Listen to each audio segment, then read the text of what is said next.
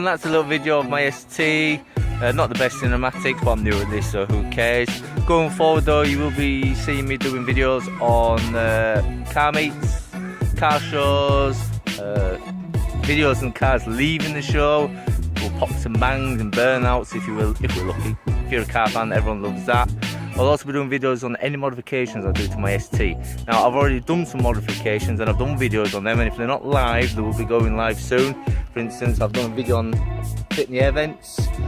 I've also done a video on fitting rim blades, nice blue rim blades, and also a video on new discs and pads. I've also done a video on fitting a rear diffuser to the ST. Also links and all sorts of where that is.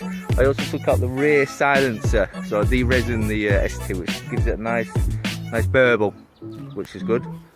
What else did I do? So I've done a video on all them. I've also done a video on turbo boost issue, which is the turbo boost solenoid. So there's a video on that. Like I said, if they're not live now, they will be going live soon. If you want to see more videos of the car being modded and with my ugly mug in general, please support the channel, like, subscribe, post any comments below how you think I could improve, which I'm guessing to be a lot. But yeah, until then guys, I look forward to doing more videos and seeing your comments in the near future. So, peace.